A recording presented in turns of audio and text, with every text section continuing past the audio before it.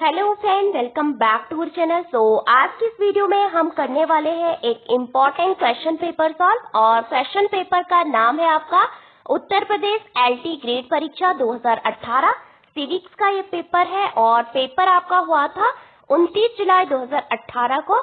और यहाँ पे हम व्याख्या सहित बहुत सारे प्रश्न करेंगे जो कि आपके बार बार रिपीट होते हैं। बहुत सारे कॉन्सेप्ट, बहुत सारी जो पुस्तकें हैं, बहुत सारे जो स्टेटमेंट है वो। तो शुरू करते हैं अपने आज के इस क्वेश्चन पेपर को सॉल्व करना। तो पहला प्रश्न है आपका मैच द फॉलोइंग। तो यहाँ पे आपको कुछ थिंकर दिए हैं और उनको उनकी बुक्स के साथ आपको मैच करना है। तो पहला थिंकर है हॉब्स, दूसरे है जॉन लॉक, तीसरा है रूसो। तो हॉब्स की प्रसिद्ध बुक आप सभी जानते हैं कौन सी है, लेवियाथन है, जो कि 1651 में इन्होंने लिखी थी।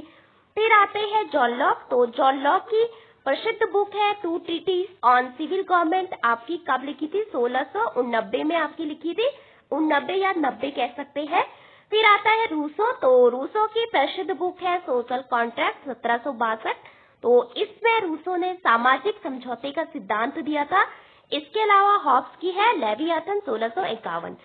तो टू ट्रीटीज ऑन गवर्नमेंट, जहाँ पे जॉन लॉक एक ट्रीटीज में आपका फिल्मर का जो पितृ सत्तात्मकता का सिद्धांत था, जो कि आपके दैवीय राज्य की दैवीय उत्पत्ति के सिद्धांत को आपका सपोर्ट करता था, उसका खंडन करते हैं जॉन लॉक। दूसरी ट्रीटीज की किस प्रकार से राज्य की स्थापना होती है सामाजिक समझौते के द्वारा, किस प्रकार से आपका नागरिक समाज की स्थापना होती है, उस पे आधारित है। तो देख लेते हैं इसकी व्याख्या। तो इसकी व्याख्या आपका यही है, हॉब्स की प्रसिद्ध बुक है Leviathan, two treatises of government किसकी है, जॉन लॉक की है। ऑन सोशल कॉन्ट्रैक्ट किसकी है, आपकी रूसो की है। नेक्स्ट आपका प्रश्न है आपका स्वराज हमारा जन्मसिद्ध अधिकार है और हम इसे लेकर रहेंगे, ये नारा किसने दिया था। तो ये नारा दिया था एक जो कि गर्मपंथी दल से बिलोंग करते थे, क्रांतिकारी राष्ट्रवादी थे, कौन, तिलक। तो तिलक के बारे में आप सभी जानते होंगे कि जो लाल बाल पाल थे, तो बाल थे जो बाल गंगाधर तिलक, इन्होंने नारा दिया था कि स्वराज मेरा जन्म सिद्ध अधिकार है और हम इसे लेकर रहेंगे। तो 1916 में इन्होंने कांग्रेस के लखनऊ अधिवेशन में ये नारा दिया था। इसके अलावा इन्होंने स्वराज को क्या बोला कि क्या हमें सिर्फ आपकी राजनीतिक रूप से अपने देश पर शासन करना है। तो इन्होंने बोला था कि स्वराज केवल एक राजनीतिक आवश्यकता नहीं है, केवल हमें अपने देश पे शासन नहीं करना है, अपितु नैतिक आधार पे स्वराज का समर्थन किया था। और तिलक का मानना था कि राष्ट्र की प्रगति का मूल स्वराज में ही निहित है। इसके अलावा 1905 में इन्होंने बंगाल विभाजन के समय 5 चीजों पे काफी फोकस किया था, जिसमें से था आपका पहला स्वदेशी यानी अपने देश की वस्तुओं का इस्तेमाल करो, फिर है आपका जो विदेशी वस्तु है उसका बहिष्कार करो, फिर है राष्ट्रीय एकता यानी सब मिलजुल कर आपका अंग्रेजों के खिलाफ लड़ो, जो उनकी फूट डालो और राष्ट्र करो की नीति थी, जिसके तहत वो बंगाल का विभाजन आपका कर रहे थे। और तीसरा चौथा था आपका राष्ट्रीय शिक्षा, यानी हमारी जो शिक्षा प्रणाली है उसको फॉलो करो, जो आपकी अंग्रेजों की शिक्षा है उसका बहिष्कार करो। इसके अलावा तिलक के जो प्रसिद्ध न्यूज़पेपर है जैसे कि केसरी है, जो कि आपका मराठी भाषा में लिखा गया है। इसके अलावा मराठी है जो कि आपका इंग्लिश लैंग्वेज में लिखा गया है।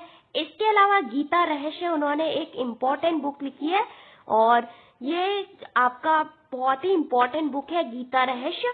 फिर आती है आर्कटिक होम ऑफ वेदास करके इन्होंने एक बुक लिखी है। तो ये तिलक के बारे में आपका हो गया। इसके अलावा 1916 में इन्होंने आपका होम रूल लीग की स्थापना की थी। होम रूल लीग नाम से एक मूवमेंट चलाया था और होम रूल लीग जो कि 2 जगह आपका चला था, एक तो मद्रास अडियार में एनी बेसेंट उसका नेतृत्व कर रही थी और दूसरे थे तिलक, जो कि आपका महाराष्ट्र मुंबई का जो क्षेत्र था वहां पे। तो ये था इस प्रश्न का आपका व्याख्या। तो मूव करते हैं अपने नेक्स्ट क्वेश्चन पे। नेक्स्ट प्रश्न है आपका प्लेटो ने एक आदर्श राज्य की जनसंख्या निश्चित की है। तो अकॉर्डिंग टू प्लेटो की जो आइडियल स्टेट है उसकी पॉपुलेशन कितनी होगी, तो 5040 एक आदर्श राज्य की आपकी जनसंख्या होगी। तो आप सभी जानते हैं प्लेटो जो थे पाइथागोरस से काफी प्रभावित थे। तो जो पाइथागोरस आप सभी जानते होंगे कि मैथ्स में जो पाइथागोरस प्रमेय आती है वहां पे के बहुत सारे जो फॉर्मूले हैं, तो उसी के अकॉर्डिंग उन्होंने ये आपका गुणनफल को इतना महत्व आपका दिया था। और यहाँ पे उन्होंने बोला था कि राज्य की जनसंख्या को टुकड़ों में आपका बांटा जा सकता है, जिससे कि युद्ध और शांति में आपकी उपयोगी होगी। नेक्स्ट क्वेश्चन आपका है इधर। तो नेक्स्ट क्वेश्चन है आपका कि किस राजनीतिक चिंतक ने अपनी आत्मकथा में लिखा कि उसकी मां ने जुड़वा बच्चों को जन्म दिया। कौन सा ऐसा थिंकर है जो बोलता है कि उसकी मां ने अपने 2 जुड़वा बच्चों को जन्म दिया? एक था वो खुद बेचारा, दूसरा था उसका डर। तो वो थे थॉमस हॉब्स। तो हॉब्स के बारे में आप सभी जानते हैं कि हॉब्स का ये प्रसिद्ध स्टेटमेंट है जहाँ पे वो कहते हैं कि मेरी माँ ने 2 जुड़वा बच्चों को जन्म दिया, एक था स्वयं हॉब्स, दूसरा था डर। तो इंग्लैंड में हॉब्स का जन्म हुआ था 1588 में, और उस समय इंग्लैंड और स्पेन के बीच आपका भयंकर युद्ध चल रहा था, काफी प्रसिद्ध युद्ध जिसको कि आपका आर्मोडा के युद्ध के नाम से जाना जाता है। और इंग्लैंड में काफी भय का वातावरण उस समय उत्पन्न था। तो भय से उत्पन्न मनोवैज्ञानिक हॉब्स का जन्म आपका उसी समय हुआ था। तो पूछा जाता है कि कौन से युद्ध के समय हॉब्स ने बोला कि मेरी माँ ने 2 जुड़वा बच्चों को जन्म दिया? तो वो था आपका आर्मोडा के युद्ध में, जो कि इंग्लैंड और स्पेन के मध्य चल रहा था, और वहां पे काफी भय का वातावरण पैदा हुआ था इंग्लैंड में। नेक्स्ट आपका भारत के राष्ट्रपति की अनुपस्थिति में यदि उपराष्ट्रपति उपलब्ध नहीं है तो निम्न में से कौन राष्ट्रपति की तरह कार्य कर सकता है? तो आप सभी जानते हैं भारत के मुख्य न्यायाधीश। तो अगर आपका राष्ट्रपति अनुपस्थित है, राष्ट्रपति अपने पद पे नहीं है, बीमार है आपका, या तो इस्तीफा दे दिया है, और उपराष्ट्रपति भी आपका नहीं है, पद छोड़ दिया है, या तो कार्यकाल पूरा हो गया है या इस्तीफा दे दिया है, तो उस सेंस में भारत के मुख्य न्यायाधीश कार्यवाहक राष्ट्रपति के रूप में कार्य करते हैं। और आपको पता भी होगा कि हिस्ट्री में एम हिदायतुल्लाह यानी मोहम्मद हिदायतुल्लाह भारत के एकमात्र ऐसे मुख्य न्यायाधीश थे जिन्होंने 20 जुलाई 1969 से 24 अगस्त 1969 तक कार्यवाहक राष्ट्रपति के रूप में कार्य किया था। तो ये इम्पोर्टेंट क्वेश्चन है, बहुत बार आपका पूछा जाता है। नेक्स्ट है आपका भारतीय संविधान के अनुच्छेद 108 के अकॉर्डिंग लोकसभा और राज्यसभा की संयुक्त बैठक कौन आहूत करता है? तो जब आपका लोकसभा और राज्यसभा के बीच किसी भी प्रकार का आपका डिस्प्यूट हो जाता है, तो उस सेंस में आपका 108 के अकॉर्डिंग आपकी संयुक्त बैठक का प्रावधान किया जाता है, और इसको आहूत करता है भारत का राष्ट्रपति, और इसकी अध्यक्षता करता है कौन? लोकसभा अध्यक्ष। और लोकसभा की अध्यक्ष की अनुपस्थिति में लोकसभा उपाध्यक्ष इसकी अध्यक्षता करता है। और यहाँ पे आपको पता होगा कि जब दोनों में मतभेद हो जाता है किसी साधारण विधेयक को लेके, तो तब आपका संयुक्त अधिवेशन होता है। धन विधेयक, इसके अलावा संविधान संशोधन विधेयक पर आपका कोई भी संयुक्त अधिवेशन आपका नहीं होता है। तो अभी तक आपका 3 बार संयुक्त अधिवेशन आपके हो चुके हैं। जैसे आपने सुना होगा, पहला संयुक्त अधिवेशन आपका 1961 में हुआ था, जो कि एक दहेज से रिलेटेड एक बिल था उस पे। तो 2-3 आपके और हुए थे, जैसे एक टेररिज्म आतंकवाद से संबंधित था उस पे। एंड नेक्स्ट क्वेश्चन है आपका भारतीय संविधान का निम्नलिखित में से कौन सा अनुच्छेद भारत के राष्ट्रपति को अध्यादेश जारी करने की शक्ति प्रदान करता है? तो आप सभी जानते हैं अध्यादेश जब आपका लोकसभा या राज्यसभा दोनों में से मतलब कोई भी सत्र में ना हो, तो जो अध्यादेश होता है तो उसको राष्ट्रपति आपका जारी करता है। तो यहाँ पे आपका देश के समक्ष आपका अगर कोई गंभीर मुद्दा हो गया और जिसपे तत्काल कानून निर्माण की आवश्यकता है, तो ऐसे में राष्ट्रपति आदेश जारी करता है, उसे ही आपका अध्यादेश कहा जाता है। तो ये आर्टिकल 123 में आता है, 123 में, और राज्यपाल का 213 में आपका आता है। So your correct answer is option number C. तो 123 के अकॉर्डिंग जो अध्यादेश होता है वो राष्ट्रपति के द्वारा आपका जारी किया जाता है, और कितनी ही बार आपका जारी किया जाता है इस पे आपका संविधान मौन है। इसके अलावा 6 माह के अंदर संसद का सत्र प्रारंभ हो जाए तो संसद के सत्र के प्रारंभ की तिथि से अध्यादेश की प्रभावशीलता आपकी 6 सप्ताह की होती है। तो पूछा जाता है कि जो राष्ट्रपति अध्यादेश जारी करते हैं उसकी प्रभावशीलता आपकी कितने दिन की होती है, कितने सप्ताह की होती है? तो वो होती है आपकी 42 दिन या 6 सप्ताह। तो इससे पूर्व संसद का अनुमोदन आवश्यक होता है, और अगर अनुमोदन आपका नहीं हुआ तो यहाँ पे जो अध्यादेश है वो आपका निष्प्रभावी हो जाता है, वो उसका प्रभाव समाप्त हो सकता है। तो नेक्स्ट क्वेश्चन सॉल्व करते हैं अपना आज का। प्रश्न नंबर 8 है आपका, निम्नलिखित में किस समिति की सिफारिश से मौलिक कर्तव्यों को भारतीय संविधान में जोड़ा गया था? तो आप सभी जानते हैं सरदार स्वर्ण सिंह कमेटी आपकी बनी थी, जिसने की मौलिक कर्तव्यों की सिफारिश की थी, और इन्होंने बोला था कि हमें जो 8 मौलिक कर्तव्य है वो कॉन्स्टिट्यूशन में ऐड करने हैं, जो कि भाग 4A और अनुच्छेद 51 क के अंतर्गत आपके आते हैं। और यहाँ पे 42वां संविधान संशोधन 1976 में ये शामिल किया गया था। तो यहाँ पे इन्होंने 8 कर्तव्यों की सिफारिश की थी, लेकिन गवर्नमेंट ने आपके 10 मौलिक कर्तव्य जोड़े। इसके अलावा एक मौलिक कर्तव्य जो कि आपका काफी बाद में जोड़ा गया 66वें संवैधानिक संशोधन 2002 के द्वारा। इसके अलावा बलवंत राय मेहता समिति आप सभी जानते हैं पंचायती राज से संबंधित है, और इस समिति की सिफारिश पे सर्वप्रथम भारत में पंचायती राज का प्रारंभ हुआ था 1959 में राजस्थान के नागौर जिले में गांधी जयंती के दिन। तब तक आपका इसको पंचायती राज को संवैधानिक दर्जा भी आपका प्राप्त नहीं हुआ था। नेक्स्ट है कि संविधान संशोधन द्वारा केंद्रीय मंत्रियों की संख्या लोकसभा की कुल सदस्य संख्या के 15% पर सीमित कर दी है। तो आप सभी जानते हैं 91वां कॉन्स्टिट्यूशन अमेंडमेंट था वो 91st तो 2003 में हुआ था। तो यहाँ पे जो 75 अनुच्छेद है उसका जो क्लॉज 1 है यानी क्लॉज 1, तो उसमें ये प्रावधान किया गया था कि मंत्री परिषद में प्रधानमंत्री सहित जो सदस्य होते हैं उनकी कुल संख्या लोकसभा के कुल सदस्य संख्या का 15% से अधिक नहीं हो सकती है। तो इस प्रकार केंद्रीय मंत्री परिषद उसमें आपके 82 मंत्री अधिकतम हो सकते हैं। तो पूछा जाता है अधिकतम कितने मंत्री हो सकते हैं? 82। नेक्स्ट क्वेश्चन है आपका कि भारतीय संविधान के किस अनुच्छेद में निर्वाचन के लिए प्रावधान है? तो आप सभी जानते हैं निर्वाचन के लिए जो प्रावधान है वो आपका 324 में है, और 326 में आपका राइट टू वोट है यानी वोटिंग का राइट है। इसके अलावा आपका इसका व्याख्या देख लेते हैं। तो यहाँ पे जब हम बात करते हैं 324 के तहत निर्वाचन आयोग की, जो कि आपका पहले एक सदस्य था जब इसकी स्थापना हुई थी, तो बाद में इसको बहुत सदस्य आपका बना दिया गया, और एक संवैधानिक निकाय है, एक इंडिपेंडेंट बॉडी है, और इसकी स्थापना हुई थी 25 जनवरी 1950 को। और निर्वाचन आयोग जो है आपका संसद यानी लोकसभा, राज्यसभा, इसके अलावा राष्ट्रपति, उपराष्ट्रपति, इसके अलावा राज्य विधानमंडलों के चुनाव कराता है, और वहाँ पे जो अधीक्षण, निर्देशन और नियंत्रण के लिए इसका प्रावधान आपका किया गया है। तो 25 जनवरी को आपका हर साल 2011 से राष्ट्रीय मतदाता दिवस मनाया जाता है। तो ये इसकी व्याख्या है। नेक्स्ट है आपका दक्षिण अफ्रीका में महात्मा गांधी के आश्रम का नाम क्या था? तो दक्षिण अफ्रीका में आप सभी जानते हैं गांधी जी ने वहाँ पे एक आश्रम बनाया था, उसका नाम था आपका फिनिक्स।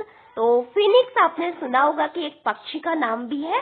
तो दक्षिण अफ्रीका में 1904 में महात्मा गांधी ने एक आश्रम बनाया था जिसका नाम था फिनिक्स सेटलमेंट, और यहाँ पे जो शेख फारसी रुस्तम जी के सहयोग से डरबन के समीप फिनिक्स नामक स्थान पर 100 एकड़ जमीन खरीदकर फिनिक्स फॉर्म की स्थापना की थी महात्मा गांधी ने। कब? 1904 में। फिर पूछा जाता है साबरमती आश्रम उन्होंने कब बनाया था? तो साबरमती आश्रम उन्होंने 1915 में आपका बनाया था। बाद में इसका नाम आपका चेंज करके 1936 के अराउंड सेवाग्राम होता है। फिर गांधी जी का एक प्रसिद्ध आश्रम वो भी है आपका, जो कि आपका कोचरब आश्रम आपने सुना होगा, जो कि 1917 के अराउंड आपका बना था।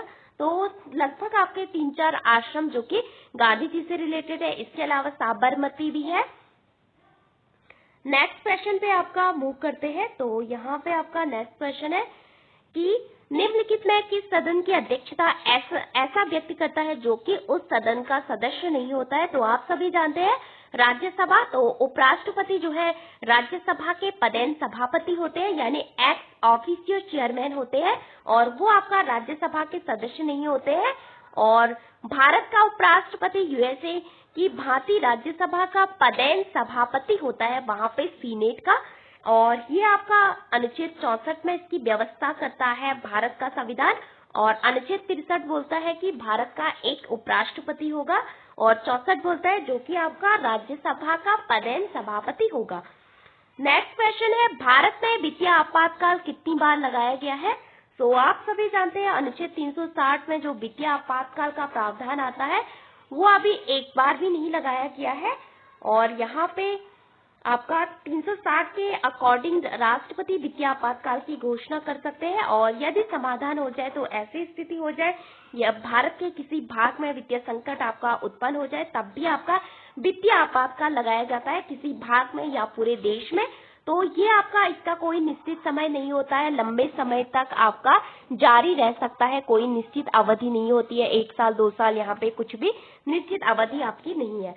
नेक्स्ट क्वेश्चन है आपका, स्पीकर निर्णायक मत का प्रयोग कब कर सकता है? तो स्पीकर जो है लोकसभा का अपने निर्णायक मत का प्रयोग कब कर सकता है? तो अनुच्छेद 100 क्लॉज 1 के तहत लोकसभा अध्यक्ष जो कि स्पीकर जिसे कहते हैं अपने निर्णायक मत यानी कास्टिंग वोट का प्रयोग तब करते हैं जब किसी विषय के संदर्भ में हुए मतदान में सत्ता पक्ष या विपक्ष दोनों के वोट समान होने के कारण आपका टाई हो जाता है, तो वहां पे अनुच्छेद 96 के तहत अध्यक्ष या उपाध्यक्ष को पद से हटाने का संकल्प विचाराधीन है। तो ऐसी स्थिति में आपका वह उपस्थित रहने पर भी पीठासीन नहीं होगा। तो ये आपका 100 क्लॉज ए के तहत प्रावधान किया गया है। जब आपका टाई का केस आता है तब आपका स्पीकर अपने कास्टिंग वोट का प्रयोग कर सकते हैं। तो नागरिकता से कौन सा प्रावधान आपका रिलेटेड है? तो प्रावधान जो कि आपका भाग 2 है वो आपका नागरिकता से संबंधित है, भाग 3 मौलिक अधिकार, भाग 4 नीति निर्देशक तत्व, भाग 5 संघ की बात करता है यूनियन, और भाग 6 आपका जो राज्य होते हैं स्टेट होता है उनका। तो भाग 2 अनुच्छेद 5 से 11 तक नागरिकता के बारे में प्रावधान करता है, और भारत में आपकी एकल नागरिकता का जो प्रावधान है वो ब्रिटेन के कॉन्स्टिट्यूशन से लिया गया है। इसके अलावा जो अनुच्छेद 11 है वहां पे संसद को नागरिकता के संबंध में विधि बनाने की शक्ति आपका प्रदान की गई है, और नागरिकता से रिलेटेड जो फर्स्ट अमेंडमेंट था वो था भारतीय नागरिकता अधिनियम 1955। तो ये आपका काफी इम्पोर्टेंट है। फिर आता है भारत का संविधान भारत को निम्नलिखित में क्या घोषित करता है? तो भारत जो कि आपका क्या है, राज्यों का संघ है, जो कि आर्टिकल 1 में है, India that is union of state, Bharat अर्थात इंडिया राज्यों का संघ होगा। भारत राज्य क्षेत्र में एक राज्यों के राज्य क्षेत्र, 2 में संघ राज्य क्षेत्र, और 3 में ऐसे अन्य राज्य क्षेत्र जो कि अर्जित किए गए हो समाविष्ट होंगे। तो ये आपकी प्रथम जो अनुसूची है, जो आर्टिकल है, उसी में आपका इसकी बातें कही गई है। फिर आता है भारत का संविधान किसको अवशिष्ट शक्तियां प्रदान करता है? तो केंद्र को अवशिष्ट शक्तियां 248 के तहत आपकी प्रदान की जाती है, और अमेरिका में किसको? तो वहां पे राज्यों को दी जाती है। फिर आता है प्रारूप समिति का अध्यक्ष कौन था? तो प्रारूप समिति का अध्यक्ष आप सभी जानते हैं डॉक्टर अम्बेडकर थे। इसके अलावा 6 अन्य सदस्य थे, टोटल आपके 7 थे, जिसमें कि गोपाल स्वामी अयंगर, के.एम. मुंशी, अलादी कृष्ण स्वामी अय्यर, सैयद मोहम्मद सादुल्ला, इसके अलावा बी.एल. मित्र। तो थोड़े समय बाद बी.एल. मित्र आपके हट गए थे, उनके स्थान पे माधव राव सदस्य बने। इसके अलावा डी.पी. खेतान की आपकी आकस्मिक मृत्यु हो जाती है, और उनके स्थान पे आपके टी कृष्णमाचारी को आपका सदस्य बनाया जाता है। तो कौन कौन से थे? गोपाल स्वामी अयंगर, के.एम. मुंशी, अल्लादी कृष्ण स्वामी अय्यर और सैयद मोहम्मद सादुल्ला, बी.एल. मित्र जो कि थोड़े समय के लिए आपके रहे, फिर माधव राव आए, फिर डी.पी. खेतान की मृत्यु हो जाती है, एंड उसके बाद टी कृष्णमाचारी को सदस्य बनाया जाता है। फिर आती है भारत की संविधान निर्माती सभा का कानूनी सलाहकार कौन था? तो बी.एन. राव थे, वो कानूनी सलाहकार, उनको चुना गया था संवैधानिक सलाहकार, जो कि आपका प्रथम प्रारूप इन्होंने तैयार किया था 1947 में। इसके अलावा जिसमें कि आपके 243 आर्टिकल थे और 13 अनुसूचियां थी, जो कि आपका उसका प्रारूप था किसका? संविधान का। फिर आता है आपका नेक्स्ट क्वेश्चन, तो गोपाल कृष्ण गोखले किस वर्ष अखिल भारतीय कांग्रेस कमेटी के अध्यक्ष बने थे? तो आप सभी जानते हैं 1905 में ये अध्यक्ष बने थे, जहां पे बनारस समिति कांग्रेस समिति के अध्यक्ष बने। और गोपाल कृष्ण गोखले जो कि महात्मा गांधी के राजनीतिक गुरु थे, और इनके राजनीतिक गुरु कौन थे? महादेव रानाडे, गोविंद रानाडे, जो कि गोपाल कृष्ण के गुरु थे, राजनीतिक गुरु। इसके अलावा उन्होंने सर्वेंट ऑफ इंडिया सोसाइटी की स्थापना की थी 1905 में, और ये एक आदर्शवादी और राजनीति के क्षेत्र में सच्चे उदारवादी थे, जो कि आपका उदारवादी दल से आपका बिलोंग करते थे, जो कि जो नरमपंथी था आपका। फिर आता है यहाँ पे समानता का अधिकार कितने में है? 14 में है। धार्मिक स्वतंत्रता का अधिकार कितने में है आपका? धार्मिक स्वतंत्रता का अधिकार यहाँ पे आपको बताना है कौन सा सुमेलित नहीं है, तो ये आपका 25 से 28 तक है, तो ये वाला आपका सुमेलित नहीं है। तो 19 से 22 तक है स्वतंत्रता का अधिकार, और शिक्षा और संस्कृति का अधिकार 29-30। तो ये फिर आता है अंतर्राज्यीय परिषद की स्थापना कौन कर सकता है? तो 263 आर्टिकल में आता है। 1990 में इसकी स्थापना हुई थी, और यहाँ पे इसकी स्थापना राष्ट्रपति द्वारा की जाती है अनुच्छेद 263 के तहत। तो ये आपका केंद्र राज्य संबंधों से रिलेटेड है, काफी इंपॉर्टेंट है आपका। और भारतीय संविधान में कितनी अनुसूची है? तो वर्तमान समय में आपकी 12 अनुसूची है। पहले मूल संविधान में 8 अनुसूचियां थी, और बाद में बहुत सारी अनुसूची आपकी जोड़ी गई है। फिर आता है पंचायती राज से संबंधित समितियों पर विचार कीजिए। तो सबसे पहले आती है कौन सी समिति? बलवंत राय मेहता समिति 1957, जो कि त्रिस्तरीय से संबंधित थी। फिर 1977 में जनता पार्टी की गवर्नमेंट जो कि द्विस्तरीय समिति लाती है, अशोक मेहता समिति। फिर आती है आपकी LM सिंघवी समिति, लास्ट में आपकी आती है थुंगन समिति। तो इसका डेट आपका देख लेते हैं। तो सबसे पहले बलवंत राय मेहता समिति, फिर अशोक मेहता, फिर आती है LM सिंघवी समिति 1986 में, फिर आती है PK थुंगन समिति 1988 में। पंचायत चुनाव कराने हेतु निर्णय किसके द्वारा लिया जाता है? तो आप सभी जानते हैं पंचायत का चुनाव जो होता है वो राज्य चुनाव आयोग के द्वारा आपका लिया जाता है, जो कि किस में आता है, कौन से आर्टिकल में आता है? 243 के में इसका प्रोविजन आपका किया गया है। लूट पद्धति, तो स्पॉइल जो सिस्टम है आपका, लूट पद्धति वो आपका कहाँ पे होती है सबसे ज्यादा? तो ये संरक्षक नौकरशाही में आपकी होती है, जो कि अमेरिका में काफी चलती है। तो वहां पे उनकी योग्यता और प्रतियोगिता के आधार पे आपका नियुक्ति नहीं होती है, बल्कि राजनीतिक संबंधों के आधार पे आपकी नियुक्ति होती है। फिर आता है 1985 में भारतीय प्रधानमंत्री ने एशिया में क्षेत्रीय सहयोग के लिए किस संगठन की स्थापना की थी? तो वो था दक्षिण एशियाई क्षेत्रीय सहयोग संगठन, जिसका नाम था सार्क। तो सार्क की स्थापना हुई थी आपकी 8 दिसंबर 1985 को, और इसकी राजधानी जो की स्थापना कहाँ पे हुई थी? ढाका में, बांग्लादेश की राजधानी में, और इसका मुख्यालय काठमांडू में है। और यहाँ पे 2007 में आपकी नई दिल्ली में इसकी 14वीं समिट हुई थी, जहाँ पे अफगानिस्तान को आपका शामिल किया गया था, और इसमें आपके 8 सदस्य देश है। सबसे लास्ट में आपका अफगानिस्तान जुड़ा था। फिर आता है आपका नेक्स्ट क्वेश्चन, तो यहाँ पे आपका गुट निरपेक्षता से संबंधित है। तो गुट निरपेक्षता के संस्थापक आपके कौन से थे? PT नेहरू थे, मार्शल टीटो थे, कर्नल नासिर थे, और कर्नल गद्दाफी आपके नहीं थे, ये लीबिया के शासक थे। तो कर्नल गद्दाफी के बारे में आपने सुना होगा, तो ये आपके गुट निरपेक्षता से नहीं जुड़े थे। तो इसके अलावा पंडित नेहरू मिस्र के शासक, कर्नल नासिर यूगोस्लाविया के थे, मार्शल टीटो, और इसके अलावा घाना के राष्ट्रपति वामे एंक्रुमा। फिर आपका इंडोनेशिया के सुकर्णो, और इसका पहला समिट आपका 1961 में हुआ था, जहाँ पे कि 25 देशों ने आपका पार्टिसिपेट किया था, और 5 देशों के द्वारा इसकी स्थापना की गई थी, और वर्तमान समय में इसमें 120 के अराउंड कंट्रीज है आपकी। फिर आता है अंतर्राष्ट्रीय संबंधों से रिलेटेड कौन सा अनुच्छेद संबंधित है? तो ये है आपका अनुच्छेद 51, जो कि आपका DPSP में आता है, नीति निर्देशक तत्वों में। तो जहाँ पे अनुच्छेद 51 बात करता है कि अंतर्राष्ट्रीय शांति और सुरक्षा में वृद्धि, राष्ट्रों के बीच न्याय और सम्मान पूर्वक संबंध बनाना, राष्ट्रों के आपसी व्यवहार में अंतर्राष्ट्रीय कानून और संधियों के प्रति आदर का भाव रखना। तो ये इससे इम्पोर्टेंट है। फिर मूव करते हैं आपका आगे। तो यहाँ पे भारतीय विदेश नीति पंचशील का सिद्धांत नहीं है, तो अनाक्रमण, अहस्तक्षेप और शांतिपूर्ण सहअस्तित्व। तो आप सभी जानते हैं पंचशील जो कि आपका पीटी नेहरू और चाउ एन लाई के बीच एक समझौता हुआ था 29 अप्रैल 1954 को। कब? 29 अप्रैल 1954 को। तो इसकी डेट काफी इंपॉर्टेंट है आपकी। तो यहाँ पे 5 सिद्धांत दिए गए थे आपके, जिसमें पहला सिद्धांत था एक दूसरे की अखंडता और संप्रभुता का सम्मान करना, यानी एक दूसरे की जो यूनिटी है और जो सॉवर्निटी है उसका रिस्पेक्ट करना। परस्पर अनाक्रमण, यानी एक दूसरे पे आपको अटैक नहीं करना है। तीसरा था आपका आंतरिक मामलों में अहस्तक्षेप, यानी जो इंटरनल मैटर है वहां पे इंटरफियर नहीं करना है। चौथा था सम्मान और पारस्परिक लाभ पर आधारित संबंध।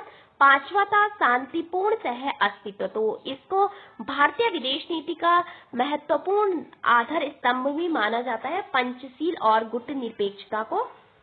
फिर आता है उदारवाद का जनक किसे माना जाता है, तो वो है जॉन लॉक। तो आप सभी जानते हैं जॉन लॉक जो कि आपका उदारवाद से बिलोंग करते हैं, बोलते हैं कि मनुष्य जो है एक विवेकशील प्राणी है और 3 प्राकृतिक अधिकार है जिसमें आता है जीवन, स्वतंत्रता, संपत्ति का अधिकार और मानव सद्गुणी है आपका व्यक्तिगत स्वतंत्रता पे फोकस करते हैं और व्यक्ति को साध्य और राज्य को आपका साधन मानते हैं। फिर मूव करते हैं आपका आगे। स्वतंत्रता अतिशासन का विरोधी है, तो ये कथन किसका है, तो ये सीले का कथन है। स्वतंत्रता अतिशासन का विरोधी है और स्वतंत्रता समस्त प्रतिबंधों का अभाव है।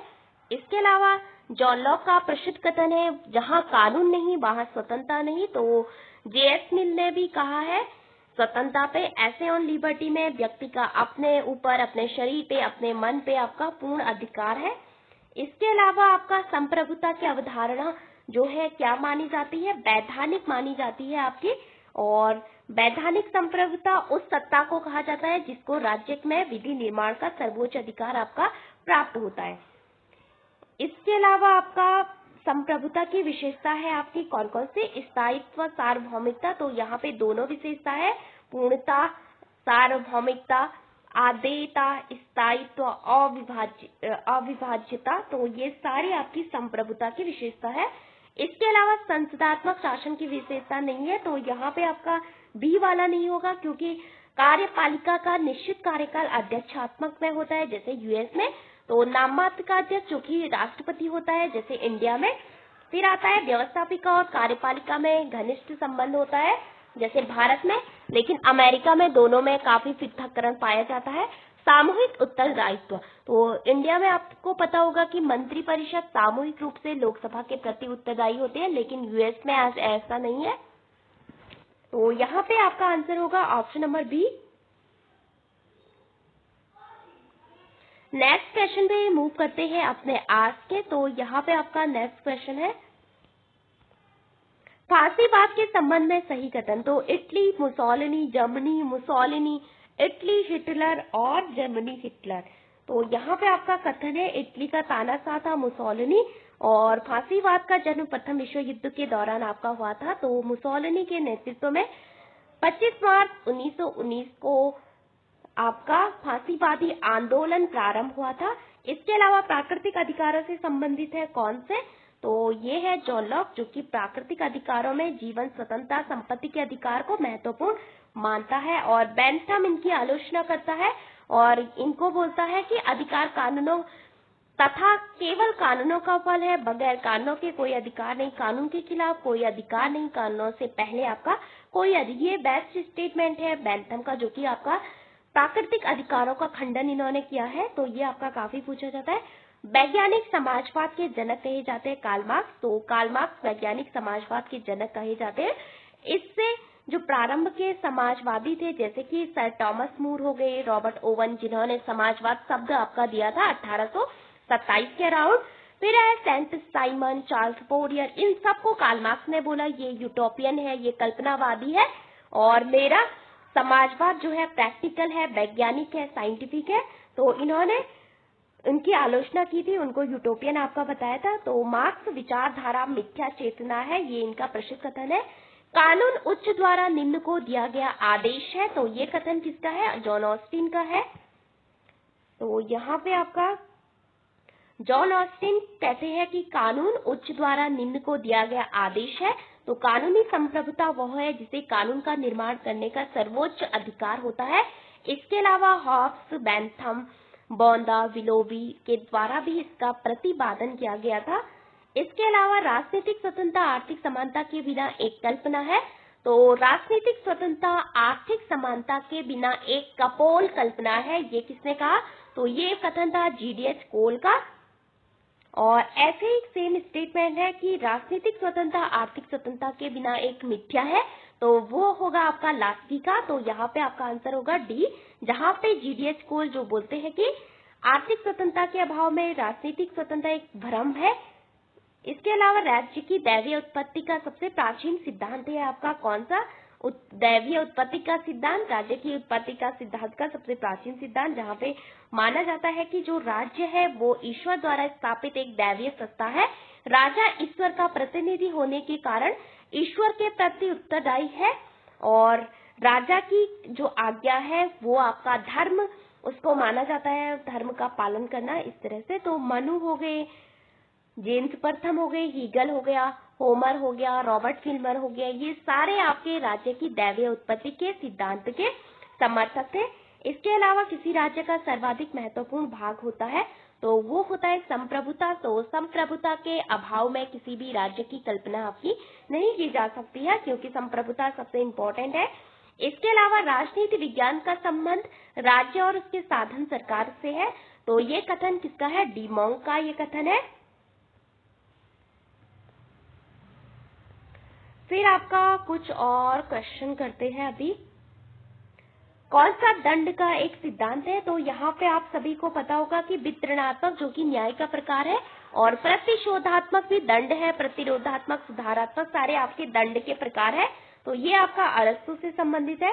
दूसरा है बहुलवाद का समर्थन नहीं किया है। तो वेब ने बहुलवाद का समर्थन नहीं किया है। क्रैबे हो गए, लिंडसे हो गए और हीगल, ये सारे आपके बहुलवाद से संबंधित है। और यहाँ पे आपका और अन्य क्वेश्चन जो बचे हैं उसको हम करते हैं आपके दूसरे वीडियो में। Thank you for watching this.